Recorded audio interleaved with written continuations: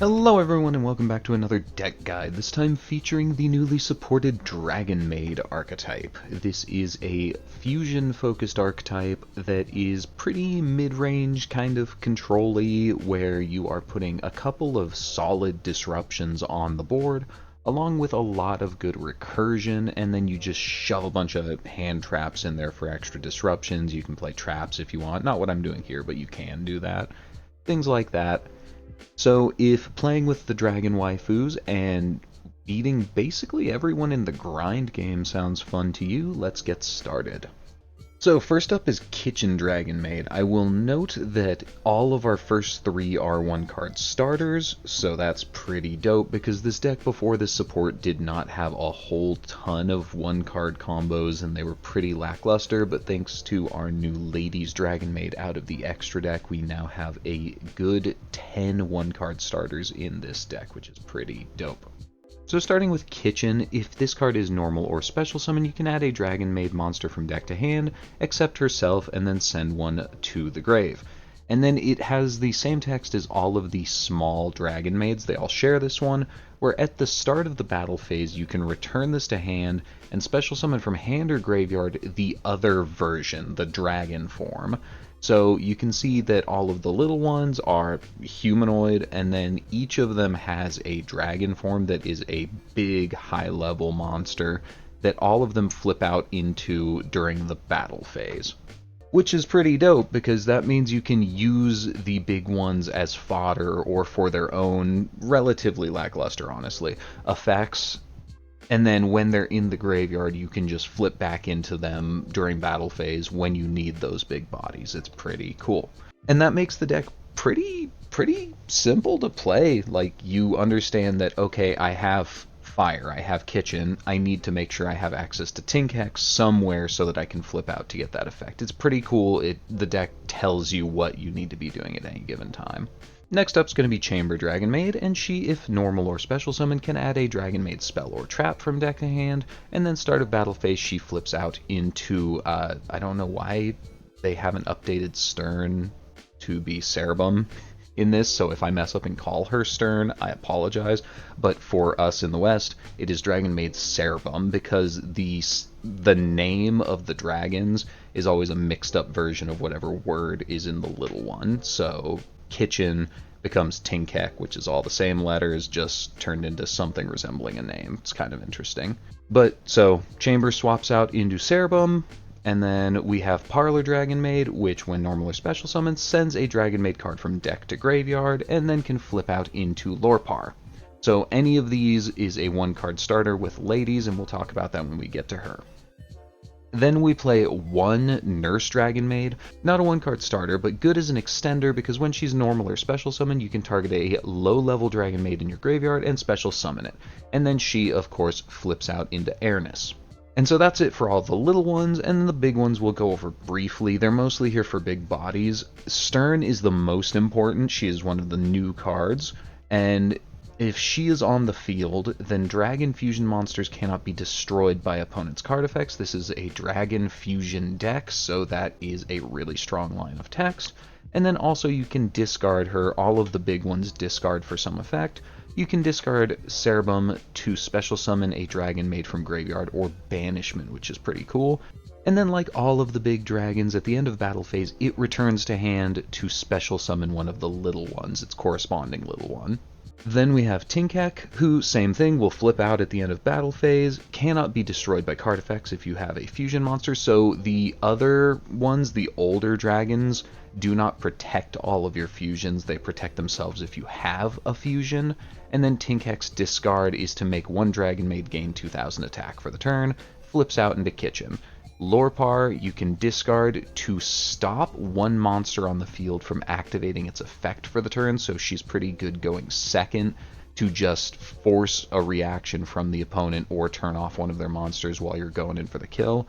Or in the grind game, that's where this deck shines in general, is the grind game, turns 3 and beyond. If you can force that, you're in a really good position in this deck, because you're constantly returning things to hand and getting their effects again and again.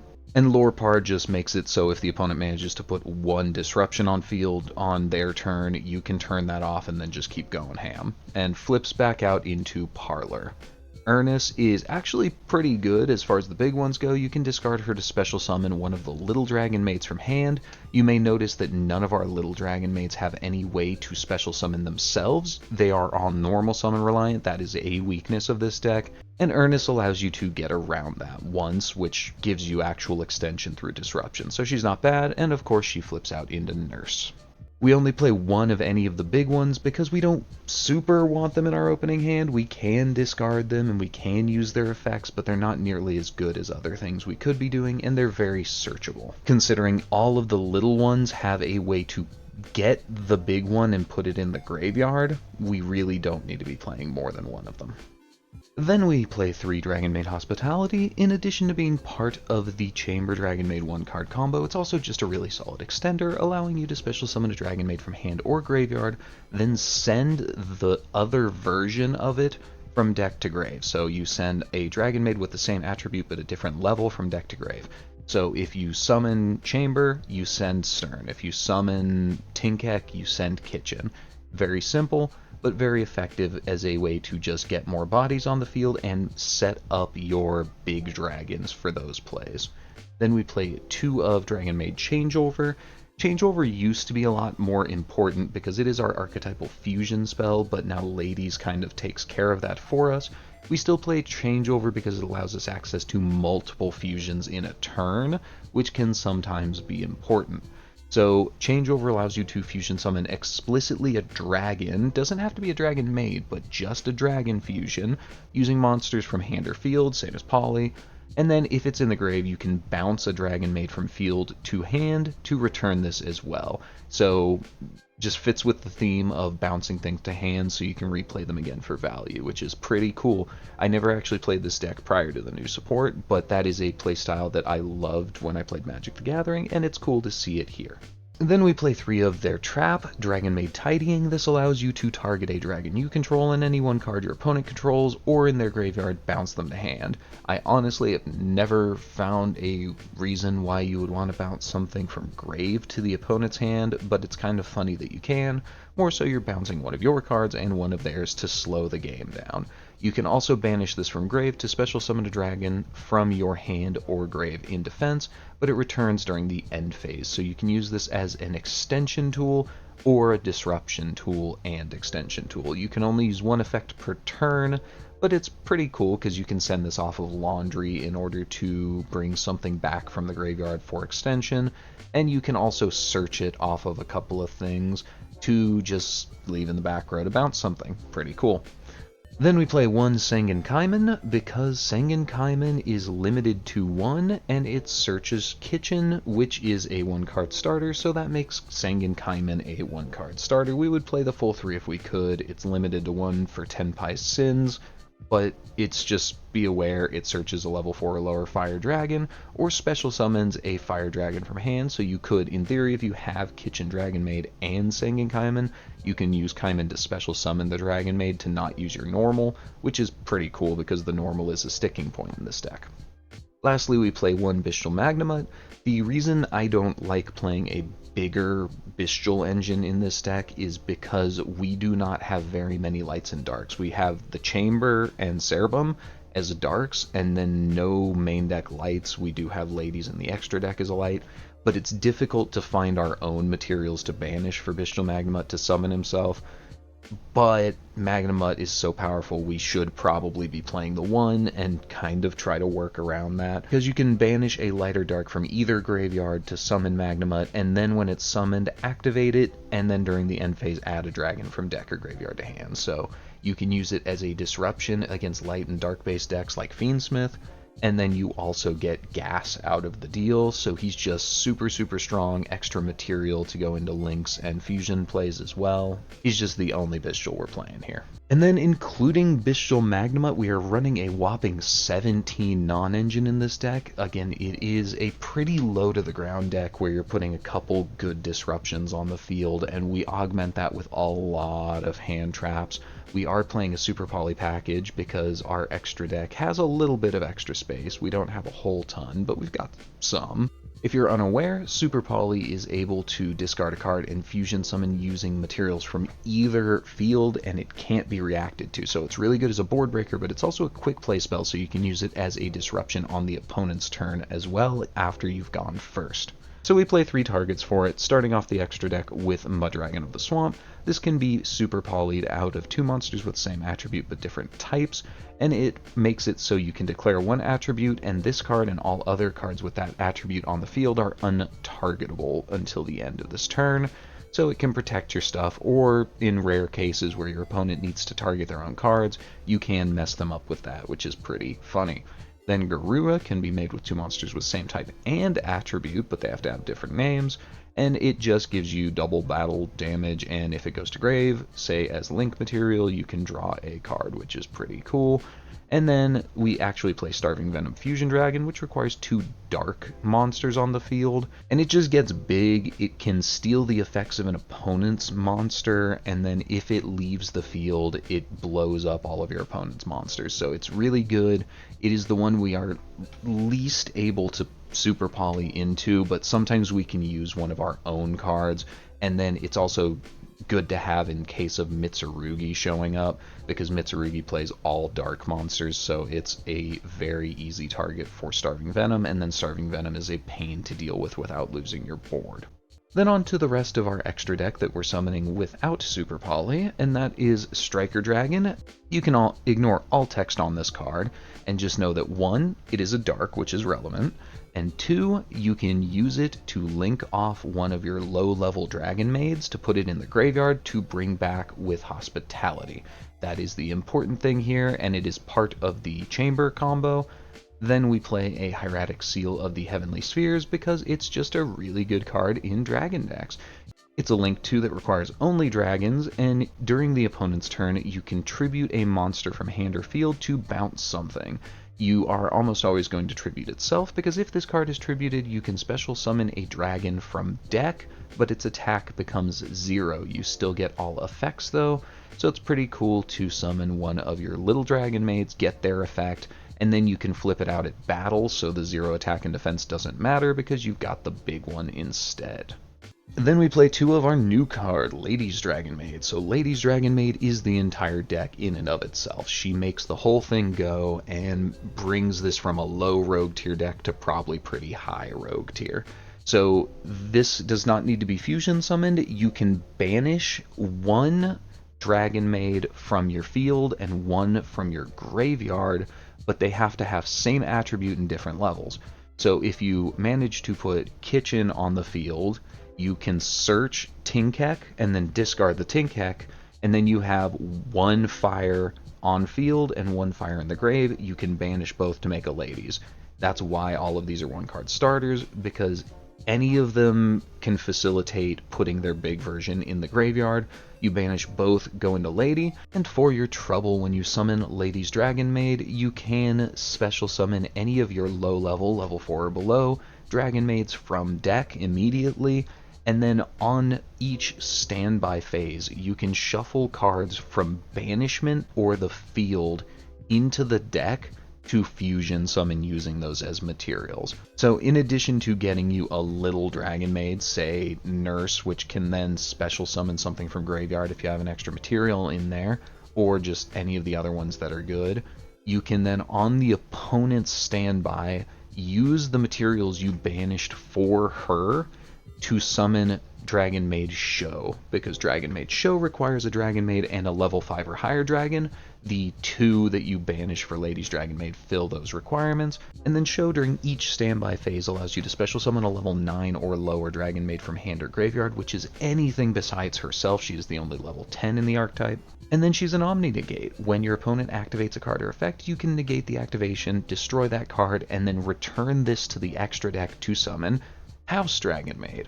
House Dragonmaid is also just fusion summonable using a Dragonmaid and any dragon, but you much more often want to get into her off of Show's effect. And House is also pretty dope, because once per turn during each standby phase, you can target another Dragonmaid you control, say either of your other two fusions, and then special summon from hand or graveyard something with a level above or below it, so one level in either direction.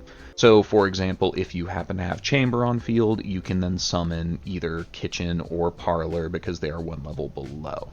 Which is nice, it's a good grindy effect, but that's not really why we want House. House is more so here because when one of your Dragonmaids returns itself to hand, you can then target and destroy a monster on the opponent's field, not once per turn. So if you manage to have House on the field along with two of your other Dragonmaids or little ones going into battle, the little ones both flip out into the big ones, destroy two monsters on the opponent's field going into the battle phase. It's very good at simplifying the board state, and that's exactly what we want in this deck, because as you can see, all three of our fusions have an effect during every standby phase that accrues advantage for us. So we really want to be abusing those and getting extra effects. It's kind of like Branded, where if you go a turn, you've probably won the game. Then we play one Philia Regis. Philia Regis can be made with any dragon fusion and a 7 or higher dragon, and for your trouble, during the main phase, you can banish one card on the opponent's field or in their graveyard, but if it came from the field, you have to return a dragon you control to the hand. That's not a terrible cost in this deck. And then at the start of the opponent's battle phase, specifically if this card is in the graveyard, you can return a dragon from your field to the hand or extra deck to special summon her back out. So she is a recursive threat that comes with a disruption and some value. It's pretty cool. Then we play one Borreload Furious Dragon. This requires two Dark Dragons, so you can make it off Chamber and Cerebum, and then you can quick effect target a monster you control and a card your opponent controls, destroy both. You can also banish this from the graveyard to target a Dark Link in your graveyard and special summon it, but its effects can't be activated this turn. So you can use this for a disruption, you can also use it for material for Light and Darkness Dragon we'll talk about in a second, and then when it's in the graveyard you can also banish it to bring back your Striker Dragon just as an extra link material or a fusion material, because a lot of our stuff can be made using Striker Dragon as a fusion material, which is pretty cool. Then we play a Chaos Star Source Dragon. This requires a lighter Dark Dragon and any other dragon, and when Fusion Summon allows you to destroy a bunch of your opponent's cards, and then if it gets banished, you can change the level on a card. It's really just a going second, I want to destroy like two of the opponent's cards, and then use this as material to go into Light and Darkness Dragon Lord. So Light and Darkness Dragon Lord can end games on himself. We cannot consistently summon him on turn 1. It is possible, but he's really good at locking up the game turn 3 and beyond, because you have to special summon him with a level 8 Light Dragon and a level 8 Dark Dragon. That would be easier if we had a main deck level 8 Light, but we do not, so we have to use Lady's Dragonmaid instead. But when fusion summoned, this card is Light and Dark, which is pretty neat, and once per chain if a spell or trap or monster effect is activated, this card loses 1,000 attack and defense and negates the activation. Note that this is mandatory, so you get 3 negates off of this, but they are always the next 3 cards that are played after he hits the field. So if you can make a lad, you put him on the field as the last thing you do in your turn, pass to the opponent, and they have to use 3 cards from their hand, getting rid of Lad's effect before they can actually try to play the game through any actual other disruptions that you put on the board. It's pretty gross. And then just as icing on the cake, if Lad is destroyed, you can summon a dragon from your graveyard. Pretty cool. So that is going to be it for our whole deck. You should understand generally the game plan here. We're trying to just put Lady's Dragonmaid, and most of the time we can also put a Heavenly Spheres on the field unless we get disrupted a couple of times. Go to the opponent's turn. Dragonmaid can summon Show for an Omni Negate that also gives us House Dragonmaid later in the turn, and then we're just trying to ride out with a bunch of hand traps and maybe one of our Tidyings alongside the Heavenly Sphere and the Show. We're trying to use those to ride out one turn, go back to our turn, use all of our standby effects and all of our bounced cards to accrue so much advantage the opponent just can't win from there. And let's see if we can do that in some combos. First up for combos is going to be Parlor Dragonmaid. Note that this is the exact same combo you will do off Kitchen, but whereas Parlor sends straight from deck, Kitchen will add her big form from deck to hand, then discard it. Otherwise, exact same combo. Let's go. So we're going to normal summon Parlor, which is going to send Lore Par to grave, which we can use immediately to go into Lady's Dragonmaid to summon Chamber Dragonmaid, grab Hospitality, link off Chamber into Striker Dragon. Hospitality brings back Chamber. We can use both to go into a Hieratic, and by using Hospitality, that also sends Cerebum to Graveyard to set us up for later. So then on the opponent's standby phase, we can use the materials we used for Lady as fusion materials to go into Show. Show immediately brings back either Cerebum or Chamber from grave. In this case, Chamber is going to search us up a trap or spell for next turn. Tidying is what I go for here. But if you want to get Cerebum that will protect your fusion monsters as well, it's really up to you. Do you want more stuff for next turn, or do you want the protection? And this gives us a bounce off of Hieratic that also special summons something from deck for us, and then an Omni Negate off of Show, which then flips into House Dragonmaid, and then when we go to battle on the opponent's turn, Chamber swaps into Stern, which triggers House Dragonmaid to destroy something. So that's 3 total disruptions off a 1-card combo, with lots of follow-up for next turn, which is pretty cool.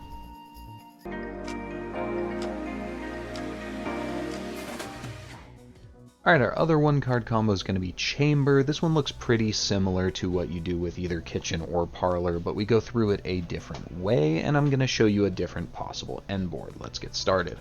So we normal summon Chamber, which allows us to grab Hospitality, and then we can link it off into Striker Dragon and use Hospitality to bring back Chamber and dump Stern. And then we can use those two to go into Lady's Dragonmaid, which can summon a Parlor, which allows us to dump Tidying. Then we link off into Heavenly Spheres, and then we can use our banished cards as material to bring back Show on the opponent's standby. And then we can use Tidying that we dumped off of Parlor on the opponent's turn to summon the Parlor back, which allows us to dump Stern. You could also dump Lore Par here, but I like Stern more, because we can use Show's effect because we're still in standby phase to then special summon the Stern and get that destruction protection for our fusions. This does mean you cannot flip Parlor out into Lore Par this turn, which is a little unfortunate, but I think the destruction protection is better because we still have Hieratic and we still have Show and we still have 4 other cards in hand to play with. Cool? Cool.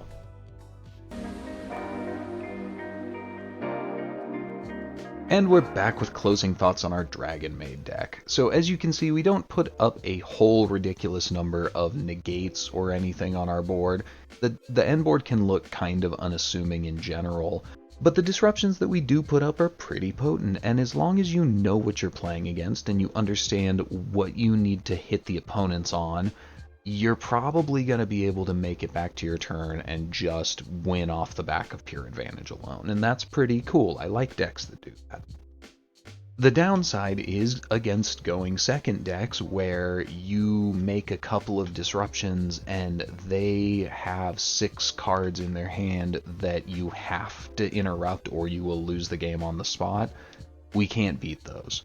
3, maybe 4 disruptions maximum. And that is, against most decks and most hands, that's good enough, but something like Mitsurugi can often require an answer to every single thing they do, or they will just end you in 1 turn. So we do have a weakness in that regard to strong going second decks. But against most decks, we do pretty good, because you have to think we don't have to stop every single thing the opponent is trying to do to us. We just have to stop enough that we can survive and then accrue a bunch of advantage to get back in the game. And even more so with the new support. So Stern's pretty cool because she necessitates an answer before you get to answer our fusion. So she plays pretty well, if, not super powerfully, into what we're trying to do. If you can put her on an end board with a couple of our fusions, then that is just one more thing they have to get rid of before they can hit the cards that actually matter. Ladies does everything. She is the entire deck in and of herself. It is put an Omni Negate on the field that also flips out and everything else, and get extension on summon, and you don't even have to use a fusion card. and she sets up her own fusions, and she has grind game because you can do her effect every single turn. It's really, really strong. And so I feel like this deck has a very simple game plan, maybe, but one that works and one that I think is pretty cool. So with that, we're gonna call it on this one. I hope you guys liked it, and I hope to see you next time. Cool? Cool.